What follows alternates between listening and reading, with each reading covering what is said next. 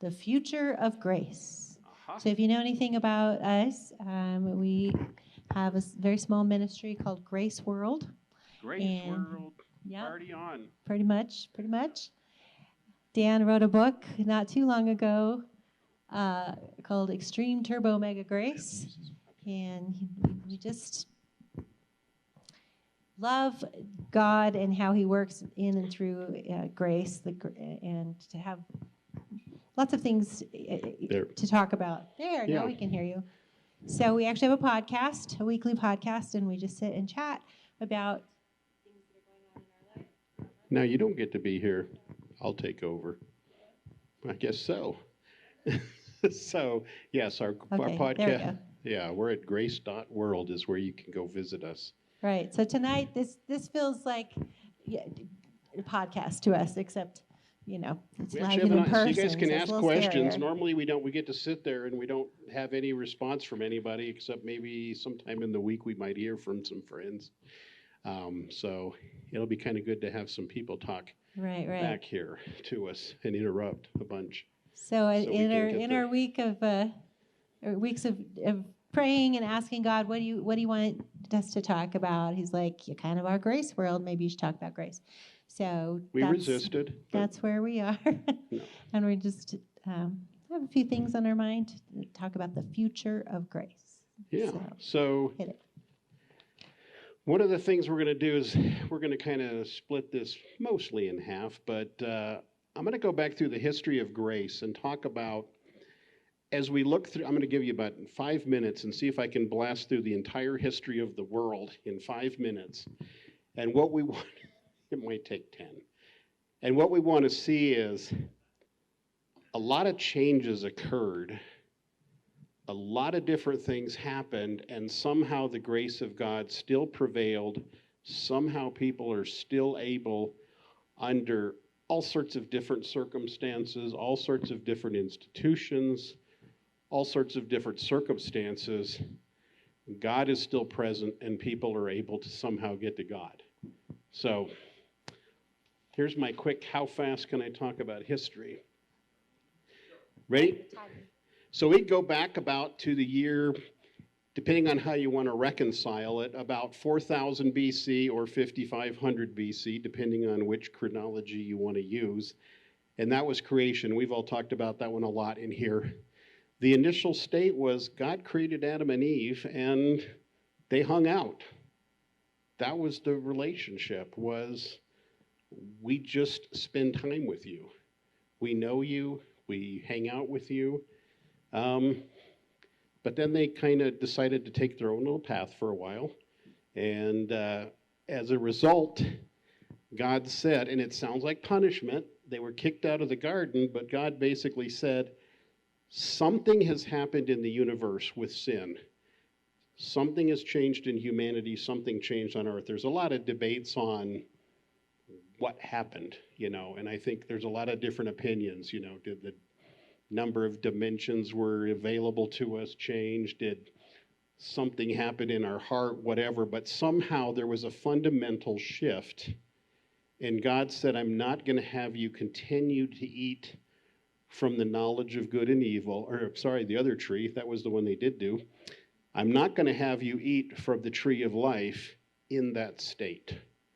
So he's going to allow the death to come eventually. Now, that also set up, we had a prophecy in there, about that the seed of the woman would step on the heel of Satan. It set up something that we're going to see several thousand years later when Christ comes. So all the time there's this awaiting that somehow there will be a reconciliation. That's the first piece of grace.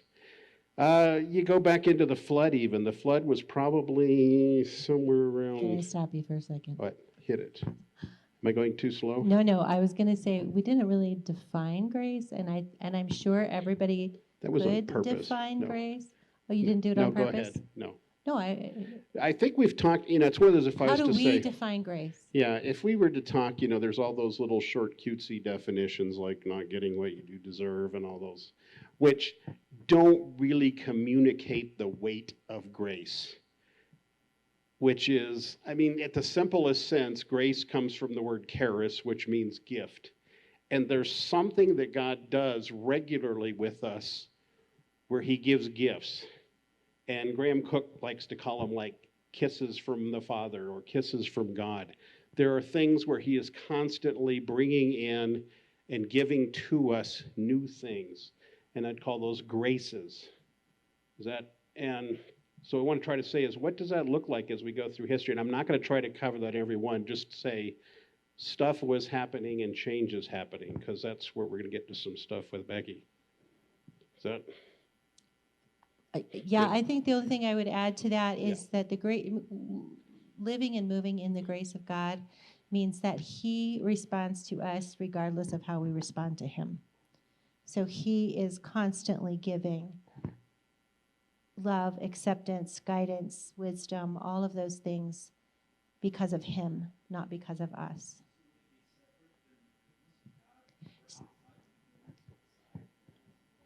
So Jason said, would that be separate from the goodness of God, or the? No, not necessarily separate from. It's definitely From used in the Bible. You know, they talk about grace in the Bible a whole lot.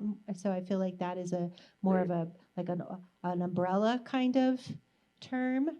Yeah. But and that's like Deanna's saying. There's lots of different manifestations maybe of grace or gifts, whatever, but it's him moving and flowing in our life as we allow him, in not necessarily in respond. He does always respond to us when we reach out for him, but he's always pouring goodness in us regardless of our yay or nay. Yeah. Okay. So, yeah. And which now that's what the history is going to. Where do we see all of these things happening? And I think also I want to just say, rooted in grace is there's a real relationship. I think this is one of the things that Joyland does really well. And I think I know when I look at people here and we've talked and stuff, this is I'm going to say it's a mature church that understands the love of God. And one of the biggest hindrances to grace is when we have a false understanding of the character and nature of God and his goodness. So that's related to what you said. When we see that God is good, we can walk in that grace, in the joy, in that relationship. And typically the things that are barriers to that relationships are our own imaginations, our own wrong understandings, and the things that we put up as barriers, really in our own doing, I guess. So, but, as we go through history, you go through a whole lot of things. Cain kills Abel.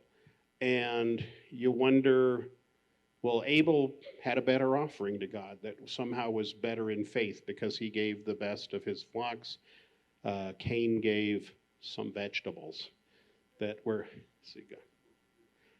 apparently they weren't the best of his flock. So it was not acceptable. But in spite of that he kills his brother, God comes up to him afterward and still talks to him and has a relationship.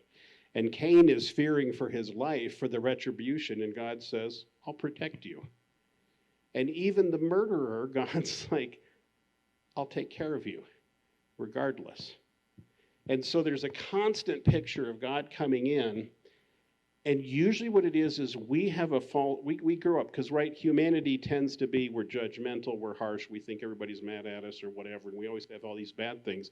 And we project that on to God, that this is what God is like. And that tends to distance us from it. The next thing we see in the Bible is Abraham. God just picks this guy up out of nowhere, out of Ur of the Chaldees, and says, hey, this is a pagan worshiping guy, and God's like, hey, I want you to go to another land. I'll be your God, and I have a promise for you. And his promise was, and it's a covenant relationship, it was unconditional and unilateral, which means Abraham had no responsibility in that covenant. So God basically promised him descendants, land, all the area. In fact, if you think it's just Israel, it actually goes clear out if you look at the original dimensions, goes out to cover entirely out to Iraq, is actually the land of promise to Abraham. So it goes out to the Tigris and the Euphrates, I think it is. But he has kids, you know. Abraham has Isaac, Isaac has Jacob, Jacob becomes Israel. You got the 12 tribes of Israel. They live abundantly even in Egypt, but then something happens. They get a new Pharaoh comes in that doesn't know them. And the Pharaoh enslaves them. And then they go into years of slavery.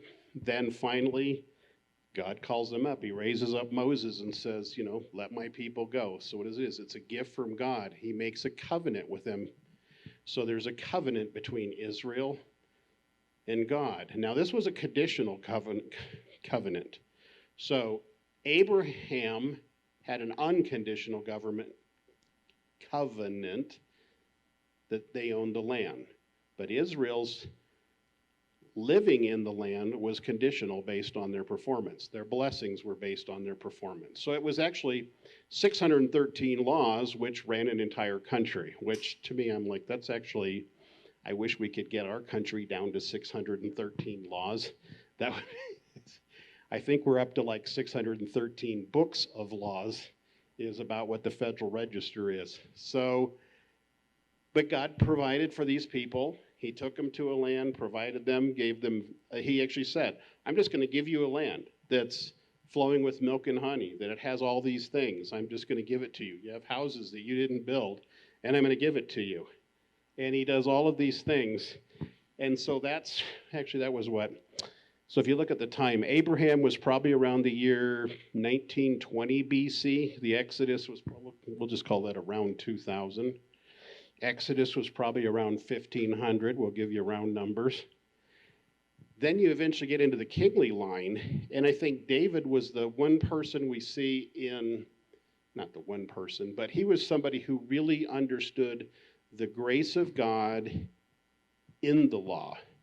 Because he understood the law, but he understood or had a real relationship through that. You see the time that he went and he was hungry and they went to the temple and ate the bread that was consecrated. And he's like, hey, we're hungry. And he recognized that, you know, man has value before God and so forth. And even David, through all the mistakes he made, I mean, the guy had somebody bumped off. He cheated on his wife. He did all these things. And yet he somehow saw who God was and received the grace of God through all that he did. And so the next guy that we see probably coming up, actually it's interesting to note that David was anointed exactly 1,000 years before Jesus was anointed. So there's that. And then Abraham's covenant was 1,000 years before that. So we're going to go into these interesting millenniums here. So now let's go look at the year 0-ish. So Jesus is born, actually he's born in about 3 BC. Does everybody get that mess up your head that Jesus is born in 3 BC? Born before 3 years before Christ. So apparently Pope Julian, when he figured out the calendar, they did it wrong and they got it off by 3 years. So, or Pope Gregory, I forget which one it was. It was. They just messed up what year it was. So when they picked what the year 0 was, they were wrong. So anyway, let's jump real fast. Let's kind of get this moving here, right? So what happens, and here's where I think a lot of change happens. Jesus comes, and he wasn't according to what was expected. Because if you look at a lot of the rabbinical writings of the time, there was some confusion about the Messiah. In fact, some people actually said maybe there's 2 Messiahs, because it appears as though there's this suffering servant, and then it appears that he's a victorious king. And so everybody votes for, right, victorious king is who you vote for. I want the victorious king to come in here, and we're under the oppression of the Romans, and we need that guy to kick the Romans out. But he didn't come as to what was expected. He came to bring a solution to the need that they had, which is that from thousands of years earlier in the garden, which is a restoration of who we are before God, a complete restoration of our identity. So then we have a lot of difficulty as we grow in the church for years and years and years. The year 70 was our next big change. What happened is, you can think about it, in Jerusalem you have three groups of people. You have the Jews that receive Christ as the Messiah. You have the Jews that rejected Christ as the Messiah. And you have Gentiles who start saying, hey, we want to follow this Jesus guy too. And oddly enough, there's conflict between those three groups. And so everything kind of starts to split off from there to where we have probably more Messianic people. And then I think a lot of the non-Jewish church starts to become more predominant at that point. And that grows for about 300 years under extreme persecution under the Roman Empire. But then in the year 323, you have Constantine decides, he puts out what's called the Edict of Toleration, where Christianity is now acceptable. Shortly thereafter, the church and the Roman Empire merge. And so that's when we get what's called the Holy Roman Empire. So it looked like it was a good thing at the time because all the persecution ended. Eventually, Christianity became the official religion, and it spread dramatically through the world. However, it also became very institutional. And so how do we see the grace in that time? In those time periods, that's when the growth of the monastics and some of the early monastic fathers were.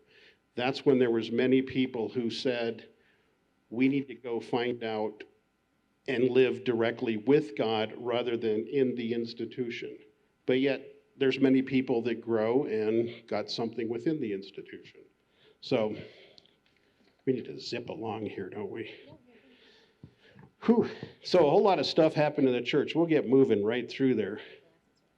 I'm trying to wear my glasses so I can actually read. Yeah, we went through a whole lot of councils and so forth. Eventually, around 607, Boniface III became the first pope. Now, I know if you go to the Catholic Church, they'll say they got a pope all the way back, but Boniface was actually the first guy that declared himself as pope and said he had full authority as the pope over the entire church.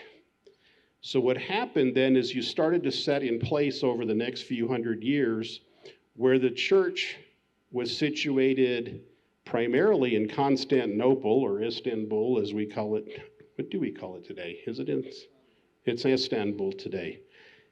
And what happened is that was the original power center under Constantine, and now it was starting to drift towards Rome. And so by the time you get to 1054, we hit what's called the Great Schism. And that's basically when the Greek Orthodox Church, this is right at the next millennium, and the Catholic Church split. Now, it's important to realize when we say the Catholic Church, what does Catholic mean? It means universal. It was the church, okay? And has been up until that, it continues to be at some point. The church is all of us. But the head of the two churches split. And so now we had the Orthodox was over in Constantinople, the Roman Empire was over in Rome, and then that was predominant for the next several centuries. We went through all sorts of struggles. I'm going to skip through most of those. There's things like celibacy of the priesthood. That happened in 1070. Prayer beads were adopted in 1090. In 1154, the Inquisition begins.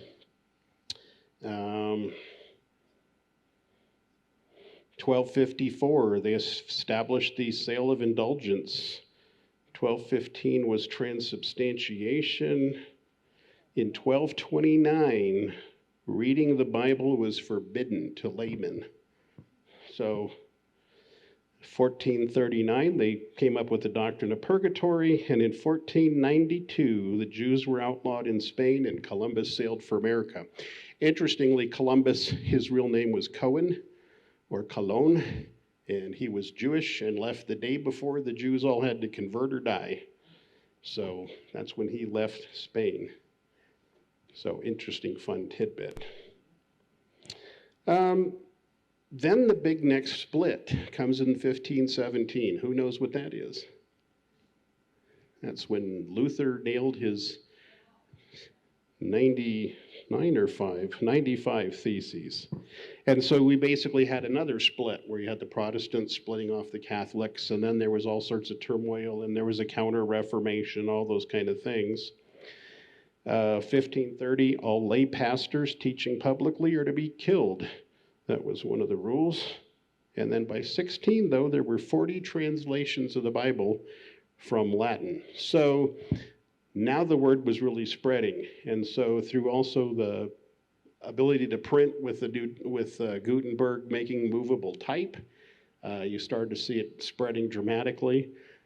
You know, and all these things as we go, we can look and say, well, they're good things and they're bad things. Then we start, as you go into the 1800s, we get a huge rise of denominations between, Baptists and Presbyterians and Methodists and so forth. And then by the time 1900 is, 1910? When was Azusa Street? 1910, somewhere around there. So then you had the charismatic thing, then Jesus movement in the 70s. And now we hit 2000.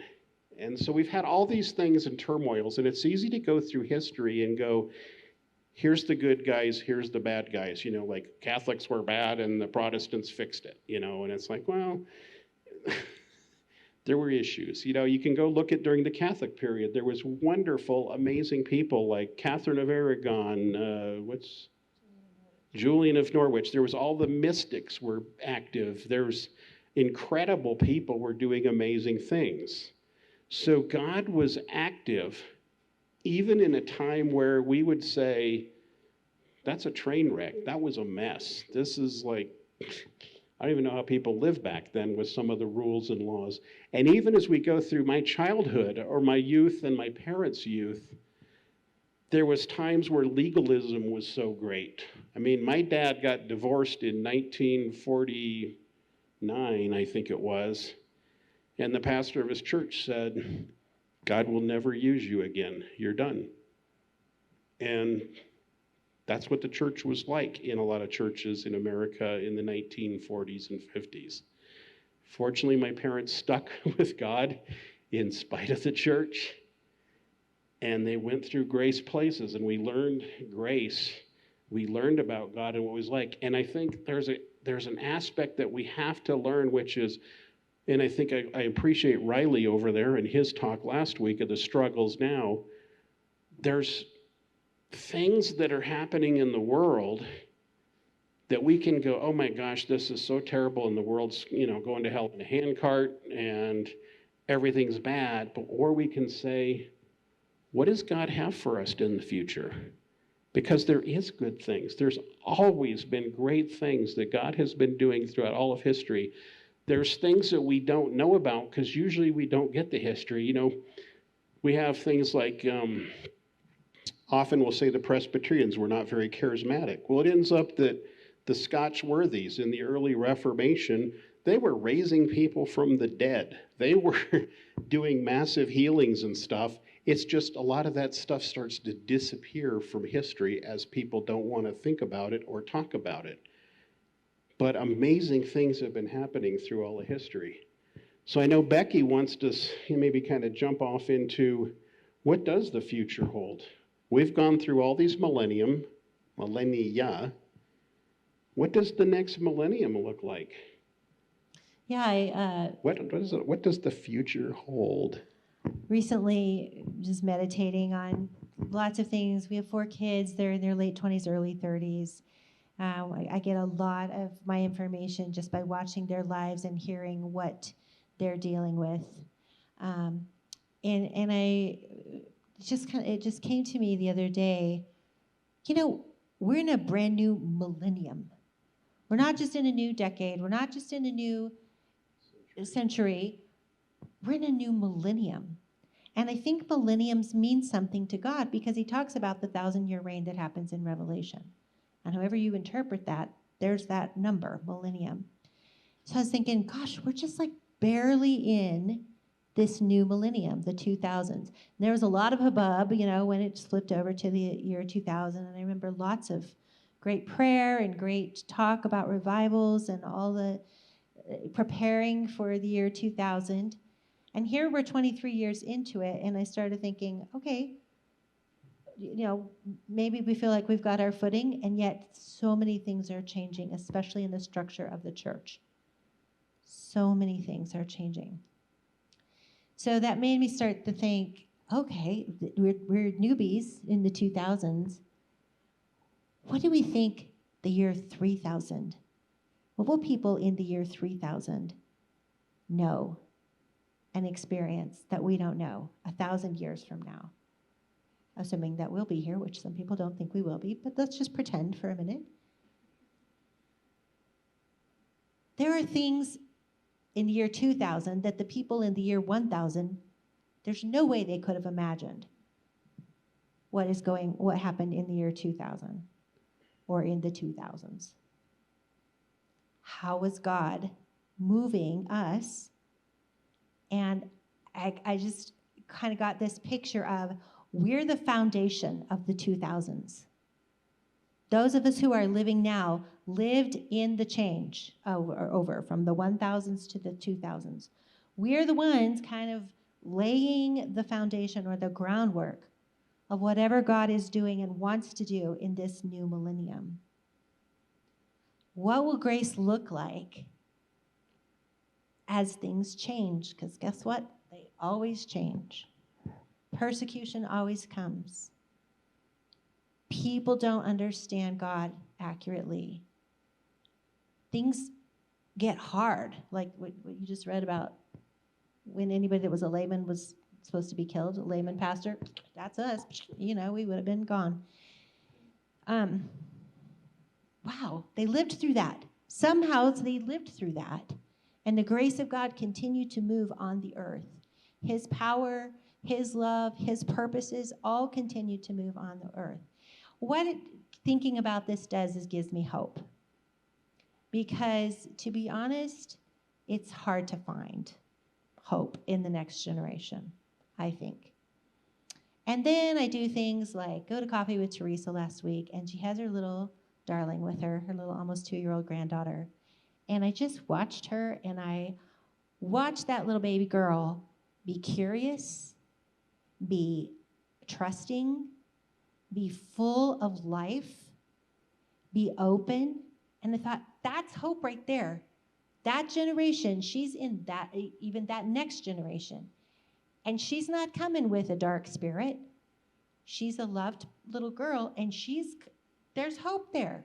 God is in that. God is in that little person. And there is hope. There's hope in my children. There's hope because of God. So where do we look for it? That's kind of my quest. Like, where are you, God? Where are you now in our culture? Where we can somehow see past the weeds of the junk when we talk to people and some of the filters that they have or the expectations that they have or the confused identities that they might have. Where can we kind of get past that part to see through the heart, which is what God does all the time? Man looks on the outward appearance, but God looks on the heart. He goes and looks right to the heart of issue.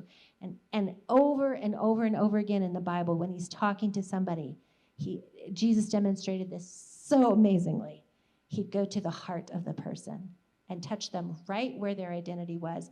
In fact, this was kind of cool. I'm going to bring this in, a little side note here, but Tuesday night we were talking about hearing the voice of God, and so the discussion started with right at Genesis 3, where Adam and Eve heard the voice of God, and we got to talking about the question when God says to them, "Where are you?" And I got what I felt like was a new revelation in that. And it's just my interpretation. So there was whatever 12 of us in the room, and then we all had our own interpretations of it. But that Tuesday night, I heard God say, "Where are you?" to Adam and Eve, as in, you've lost yourselves. Where are you? You've lost your essence. You've lost your goodness. You've lost your identity. And I'm not asking you because I need to know. I'm bringing to the surface your needs so that you can see it. Where are you? And I see that through all the stories in the Bible and how Jesus did it. And even I watch miraculously, by the grace of God, him do that with my own relationship with my children. I've had some beautiful conversations, especially with my daughters. I have 2 daughters, one even this week, where she's woke. And she has big questions and big confusions. And she's making decisions through that filter. But she invited me into a place in her life, in her profession. She asked me for input on a decision that she was trying to make. And man, I was so grateful for one. I mean, she's 32 years old. She doesn't have to ask me. She's a grown woman. Grateful for that opportunity and cautious in my own spirit to go, I have to see the heart of her issue and affirm that and give her wisdom based on what she's really trying to find, not on some of the perspectives that she's trying to wade through on herself. And we navigated through that conversation, and she got through the situation that she was asking for brilliantly. And she managed to get an outcome that could have gone a different way, but it went a beautiful way with an open conversation with her employer and all the ramifications of that. God was in that. God was in that. But did we use God language? I didn't talk about God because she's not really open to that right now. She doesn't want to hear me tell her about God. I'm her mom. We're her parents. She knows what we think about God. She doesn't need me to talk to her about God. She needs me to see her. Where are you, Jessica? Where are you, and what your heart need, what your felt need really is. And that inspires me to look at some of the bigger things and the things that are going on in our culture and the changes that are happening in our church. Man, if you want to get a little scared, I guess, not that I think we should get scared, but I've been listening to some different podcasts. The church is changing. I mean, it's crazy. Like, the structure of church is really imploding in all kinds of places. But that doesn't mean that people aren't hungry for community, authenticity, the truth, compassion. Like, I feel like there's a hunger even more for that than maybe in some of our generations or, Yeah, we're looking at that podcast we were listening to where it was actually 3 pastors, and all 3 of them were lamenting's not the word. They were changing where their focuses were towards much more individual relationships rather than the church service part. And they're like, the trend of worship time, TED Talk, prayer is diminishing. That structure. And it doesn't mean, and there is a time for teaching, and I'm a teacher. I love to teach. I'll teach all day, but there's some difference that we may need to have in approaches. And in fact, as you were talking about some of the other changes, I realize if I think back 20, 30 years, what we do in the church was, I look at you from the outside. I see what you behave like, and I'm concerned about what you behave like. I see what you dress like, what you act like, and those are the things that we're interested in. I mean, we'll say it's Jesus and we care about that and stuff, but we're quick to try to correct the behaviors. That's our primary thing, is if we could fix the behaviors, you must be walking with Jesus better. Because that's what walking with Jesus is better behavior. Now, am I saying have bad behavior? No. Obviously, better behavior is better.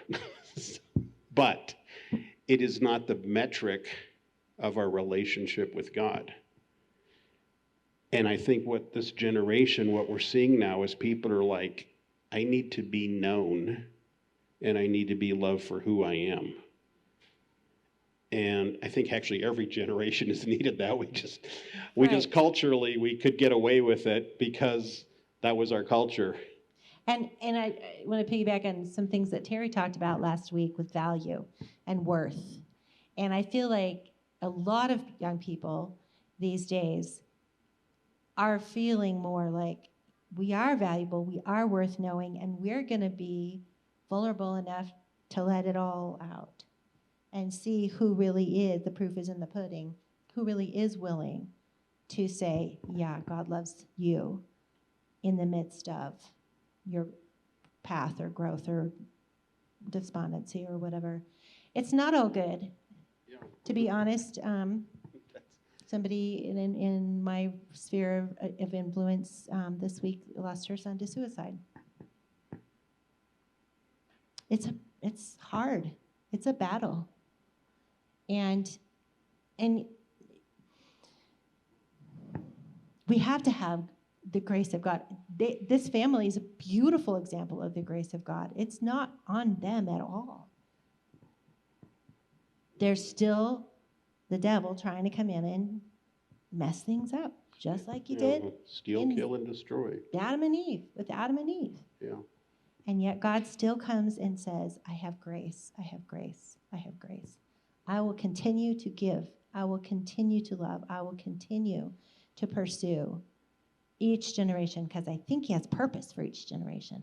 Surely he has some purpose for our kids and their kids and this whole new millennium. I feel like there's a picture where I'm getting to where what God is saying to me is you can look at some people and in here is them, but there's like this obvious issue here and this amazingly bad issue here. And God's like, step over them and just go to them. And we're like, but that's such an obvious bad issue that they needed. And God's like, step over it and go find them. And that's, I think, what real leadership from God is to say, because we want to fix everything. You know, we want people to behave better, be fixed, have your life all fixed up, you know, quit doing drugs, be a happy person, whatever, all these things.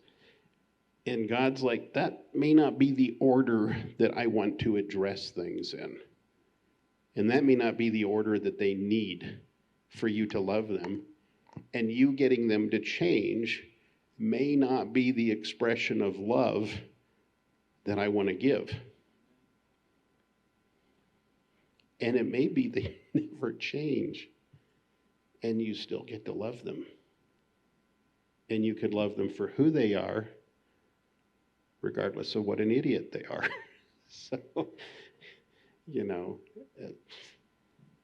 by the way, if you have questions, I'm holding the magic microphone. Yeah, so maybe you just have to put it over there. You can just come over and grab it, come up if you have something. But no, go put your microphone over there. Or here, I will.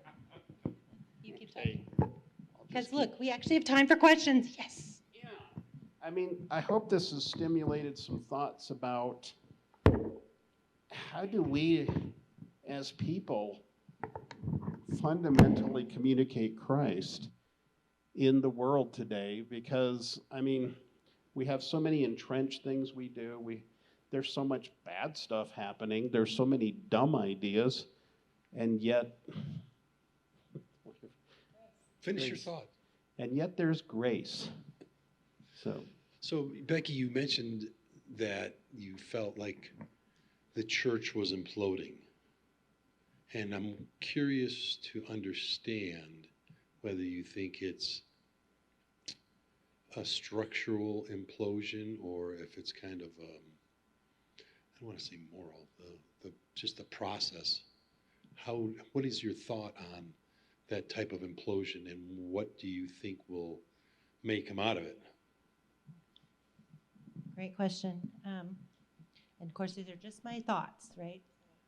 Not a lot of education or research behind this. This is just from what I'm experienced from the people in my world. I feel like some of the structure of it is becoming irrelevant. As far as people don't sit and listen to lectures anymore. We don't do fireside chats anymore.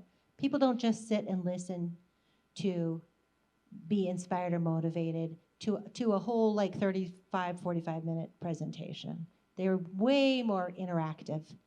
They want interaction. They want questions. This is one of the reasons we love this church, is that there's so much interaction. Because you sit and listen to somebody for longer than 20 minutes, things start rolling around in your head. And you get questions, and you want to talk, and you want to have discussions. So what I'm seeing is, instead of people going to churches on Sundays, they're more interested in going to a Bible study on a different night where they can actually have discussion. So the ramifications of that, I'm curious right now, okay, God, what are you doing with that? Because obviously we're coming into a lot of new revelation about the intimacy of God, the relationship between God and Jesus, the Father and Jesus, and what relationship looks. It seems to me that that's happening in the culture. People want relationship more than they want preaching. Do you think there's a change in the mindset of leadership and structure from that purview where, even here we have elders as part of the structure of how the church is, in a sense, run. But like you said, people listen and things start rolling around. And that's been, I think, part of my biggest problem is a pastor in a traditional church, in the sense, last 20 years, gets up and talks and has this big lecture, and then you want to ask questions, but they're not necessarily there to be approachable or even have the discussion of, what about this or other things like that. Do you see that happening as well?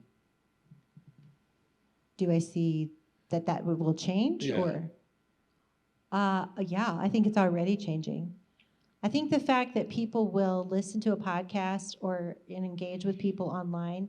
So I think the communication piece, the world communication piece of it is also part of this whole change, because we do have access, so much more access to find anybody that we want to find information with and discuss with them than we used to. So I think that, yeah, like even pastors. So this podcast we were listening to just recently, all three of them are pastors of pastors.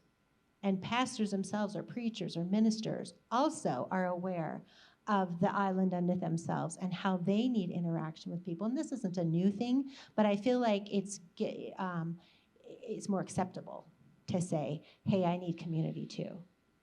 And so community seems to me higher on the priority list than information.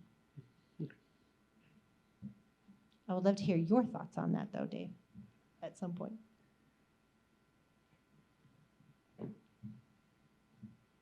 Sometimes there's old stuff that gets renewed and rediscovered.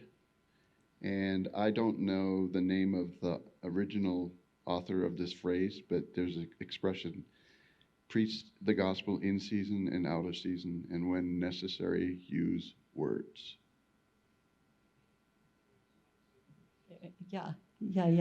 So I have a gentleman, a person that I have befriended, and I have made God through me has made profound changes in his life. And it's quite an honor to be in that place. And what I don't do is force him to say a prayer, because I don't believe that necessarily brings him any closer to God. That's just how I see it. And I've got a lot of people around me that occasionally will say, well, so with this guy, has he said the prayer yet? And I don't care, because in my understanding of God, he has a relationship with God that's growing. And fortunately, I'm around him to be able to model some of that, and he's soaking it up. And it's not only affecting him now, it's starting to affect his kids. And I didn't plan that. That's Yeah. awesome. So the ability to communicate, I think, might be different now, and people trust actions more than just words. I think there's a lot of distrust right now based on words, and when we watch what somebody does, that's more important to us. And so I'm fortunate in the sense that I've been able to have an internal change sufficiently that my actions can reflect that. Called bearing fruit. That's so cool. Yeah. I want to hear what Greg has to say, and then I forgot to talk about the liturgy thing, so help me go back to that. Okay, go ahead, Greg. Hi, you guys are really reminding me a lot of Romans 2:4. It says, the loving kindness of God causes man to repent. So the loving kindness comes first, and then comes repentance. Dan was talking about the order we kind of get backwards. We need them to modify. We need to modify something because we need them to fit in our template of who they should be, and then they'll have an interaction with Jesus. The Bible says it's the other way around. I'm in a group of people right now, some friends, and I'm watching someone get treated like a checklist of compliance, and this person is not in deep relationship with Christ or anything like that. And it's heartbreaking because these are some very zealous people from a local organization that are treating him, and they believe they're going to lead him to Jesus, and they will not. And I'm watching it go horribly wrong because they don't love that person. It's just that simple. They do not love that person, and they've got Bible verses. They've got all kinds of stuff. They're loaded with all kinds of tools, and they're treating him like a compliance checklist. And what they don't understand is they're hating him in the name of Jesus, and it's horrible. And so what you're saying is so important, because what I believe I'm seeing is everybody has a Jesus-shaped hole in their heart where they want to be loved by Christ. They don't know that necessarily. And whenever I watch someone who doesn't have an intimate relationship with Jesus get treated like a compliance checklist, it's heartbreaking.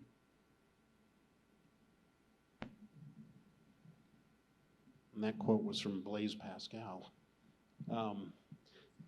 Yeah, the God-shaped hole. Yeah, I think that's actually literally the opposite of grace, which is what we're trying to communicate is you are loved regardless of your behavior. You have a relationship regardless of your behavior. I go back to think about the church stuff. You know, we talk about church imploding and whatever.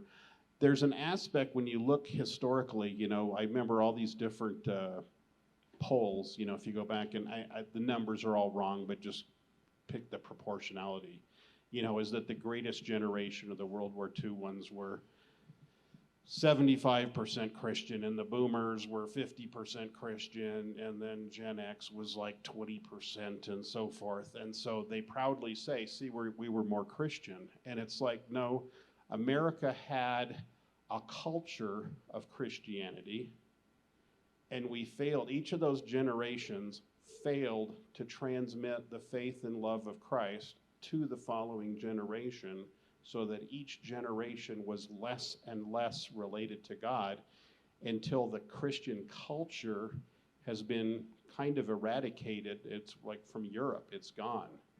You know, other than like if you go to France, people will call themselves Catholics because traditionally France is a Catholic country, but nobody goes to church in France, you know, maybe 4% or something or 2%, but they'll still call themselves Catholic just because that's who we are.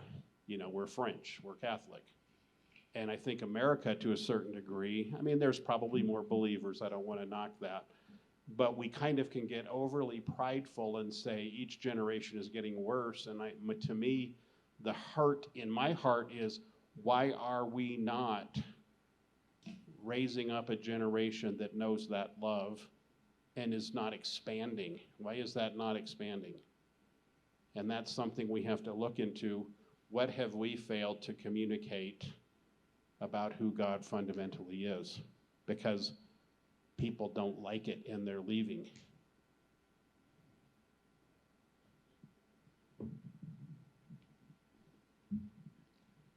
Great job. Thank you, guys. The thing that always bothers me, and it's been bothering me for years now, is, and you touched on it a little bit, Riley touched on it last week, reaching out to the youth. I don't know what the answer is, but we're failing them in some regard. They have no desire really spiritual desire to know more of him. We all see that in our families, and we wonder, I can be back at Christmas and I can pray over the meal. They know that Meg and I are, Christians.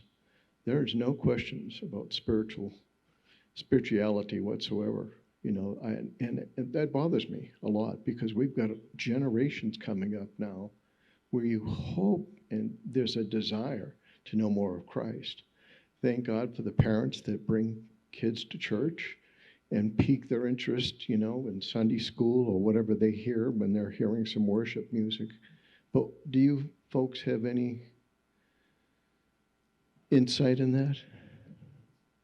Well, I think this is where my question is coming from. What are you doing, God? Because I don't believe, I said this on our podcast last week, so if you listen, sorry, I'm going to repeat myself.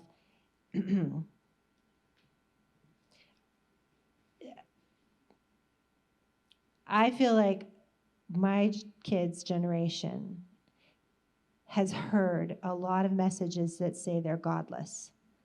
And I feel like they're fulfilling that potential. But I don't really believe they're godless. I believe that God is doing something in their generation. It just doesn't look like what it looks like for us. Mm-hmm. And so because I know that God is interested in compassion, I'm going to look for those places in my children's lives and point that out and pull that out to them. And every once in a while, if I feel like there's an opportunity to say, look what God's doing in your life, and not beat them over the head with it, I think they'll be open to it. They know we pray for them.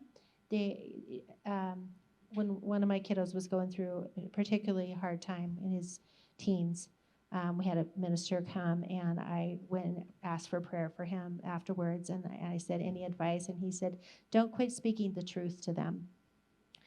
And it took me a while to figure out what the truth is, because to me, the truth is Jesus is the answer.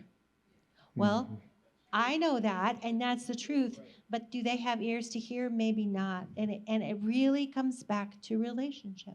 Right. We have to be in relationship with each other, and they have to know that I want to hear what they have to say too. Like, especially now that they're adult kids, it is a two-way street, and I do tell them, hey, you inspire me. I told my daughter this week, your courage inspires me.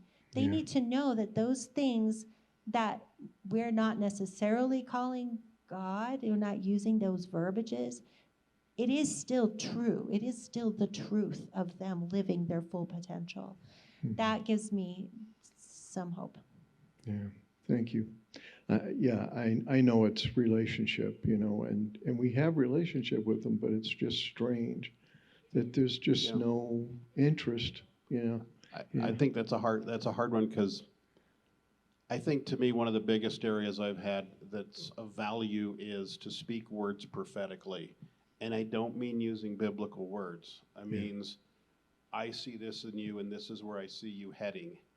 And I can leave out every spiritual or Jesus-y sounding word, and that impact and the truth of there is a destiny, there is a place you're going, and so forth.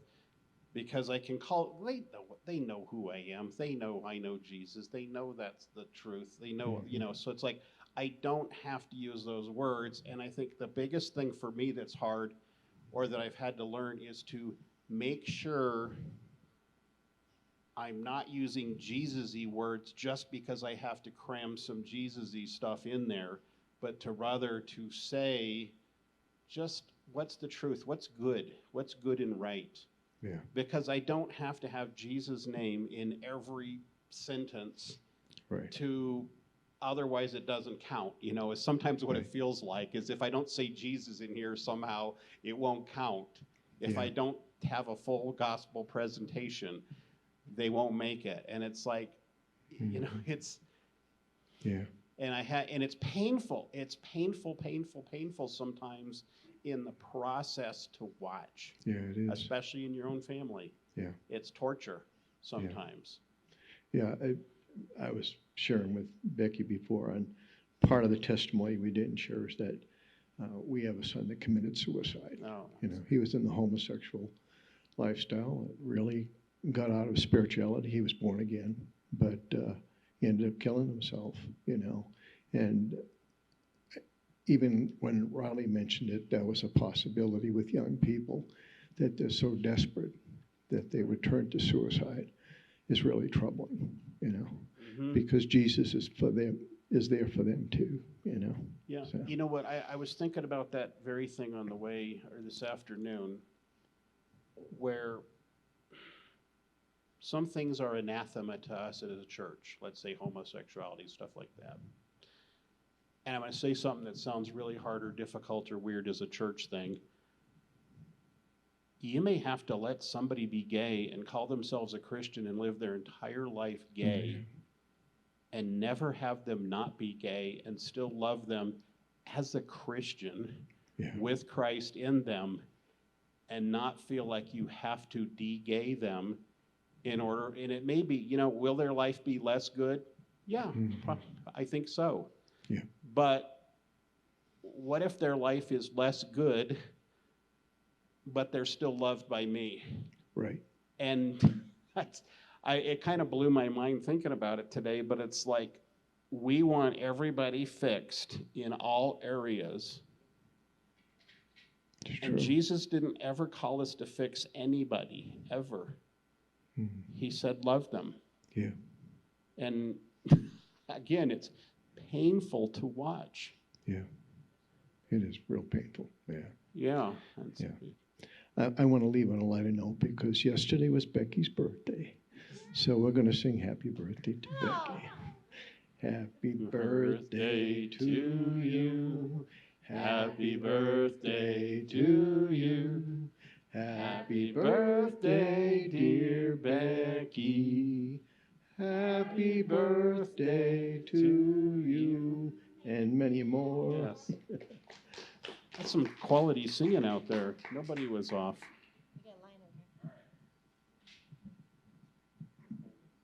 Yeah, I came up here sort of in response to the direction of where it was going, with asking, like, what is God doing now? I loved what you guys brought up because it just kind of, okay, like, all right, I can, you know, go along right with that, where basically I just want to affirm a lot of what you've said. And the fact that I don't necessarily think that the right approach to looking at the individual person or the church or the situation or the state in the world is to come from a stance of it's just broken. I actually feel like, because what you call out and what you are looking for, even if you're not you don't necessarily want to look for it, but to say that it's broken means that's what you're going to see. And instead, like, what I've learned to start to realize is that, like, looking at like let's bring it down to the individual. It's not to say that they are broken, because that's the whole problem. That's why they have left the church. They're sick and tired of hearing that. It's a self-fulfilled prophecy where they feel completely worthless, completely broken. There's nothing right with them. And instead, it's like, well, what are they really?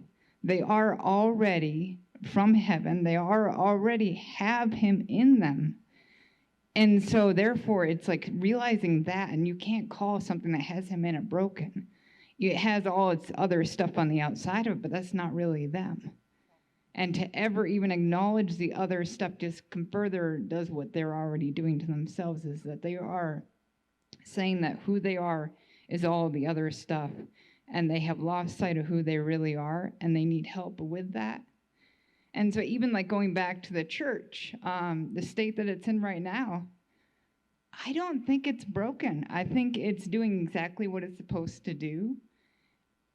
It's hard for me because I look back at the way it has been and the damage that I took on myself in that process, and I could judge that. But then I also can say, well, you know what, Lord, maybe it was through that you needed me to realize some stuff, to then realize how perfect I already am and come into alignment with that, and the other stuff has fallen off. And yes, it doesn't mean I still make those mistakes, but I'm not that. That is not my identity. So then in regards to, like, yeah, what's going on with the church, it's like, no, I think it's a very strategic, whatever it is that the Lord is doing in it, and the new thing that he's doing in it now, and even like in the individuals that have left the church, hearing this struggle that a lot of us have with the fact that it seems like they don't want to hear anything spiritual. I've actually been finding it super fascinating, and I don't know if it's just the people that I've been around now or what I'm looking for, so therefore it's what I'm finding. But I'm finding that people are actually extremely spiritually open, but they don't want to portray the same way.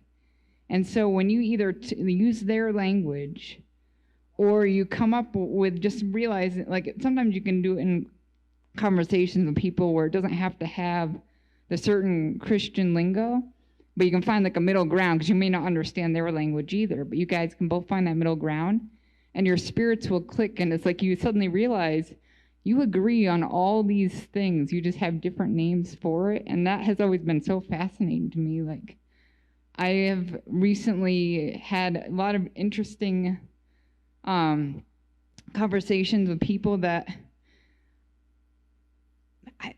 they wouldn't call themselves New Age, but that would be what I would have put on them before.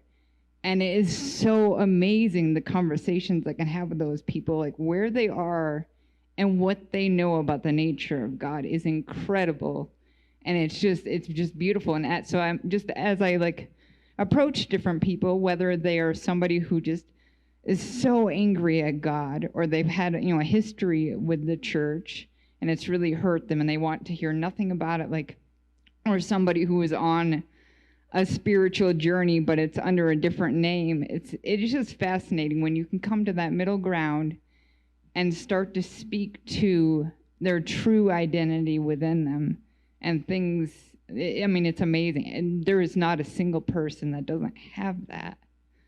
So and pain is oftentimes what will cause it to be so buried deep within themselves that they don't even know what their identity is yet because they're only relating to the outside stuff. But yeah, I just want to affirm too, because I just heard you guys sing a lot of that. So no, it's my turn.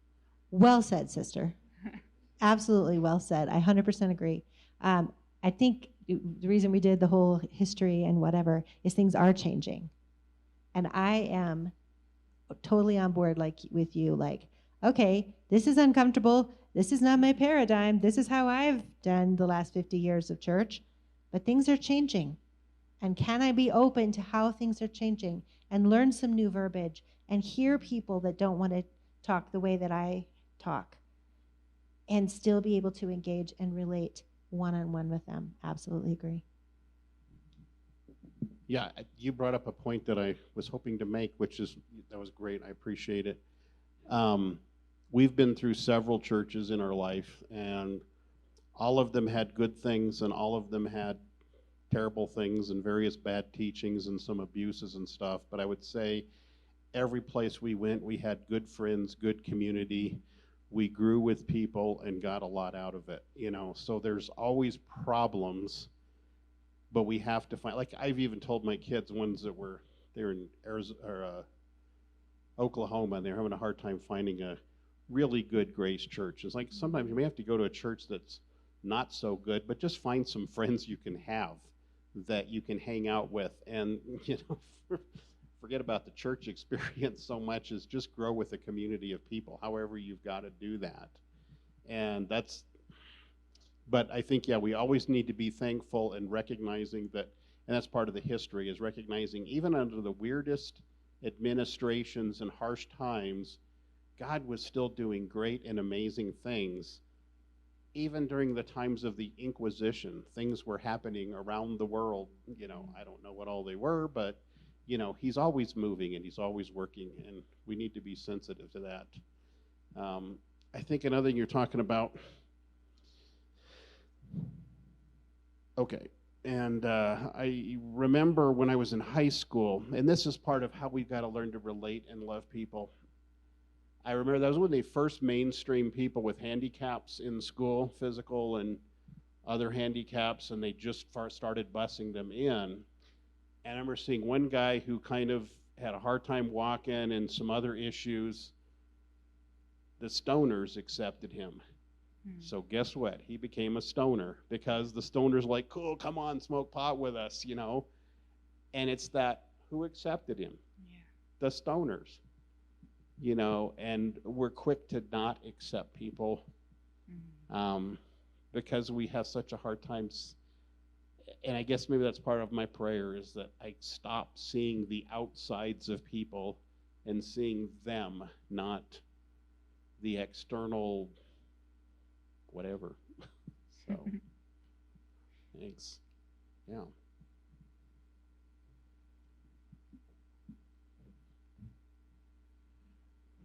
I really enjoyed this topic tonight, because I think I would argue the religious structure is imploding, but the church is not. Because I would say that many of us That's probably a better way to say it. Many of us today actually haven't had very many experiences with the true church, because the church has described the history, you know, look at all that. What you have is, it's kind of like like the classic refrigerator box cardboard robot. You know, it's real clunky, and that's starting to tear away, which is I think a good thing, because underneath that there are still the beautiful living organs of Christ. And I think I'm excited at this opportunity of seeing where, even as the structures we know and some of us love and grew up in are starting to fall away or come under fire, I think that's because Christ is actually disassembling these false structures so he can build those living stones into the true temple that he designed, that he really wanted. And something for us to think about, the other word that just keeps coming up over and over again tonight is relationships. Relationships. And most of that always had to happen either before or after the traditional church service. So yeah. I don't know, I'm really excited about this time, because I think we finally have a generation here who isn't going to live quiet lives of desperation. They're going to actually talk about it. You look at the statistics you said of the church state or the religious, each generation is going down according to the common polls and all that. At the same time, our life expectancy is going up because we're actually talking about problems and identifying things.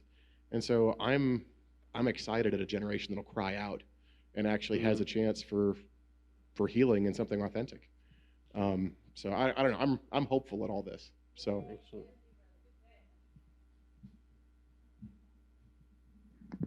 Want to thank the Hewitts for bringing forth their wisdom tonight. Any last words? Any last words? No.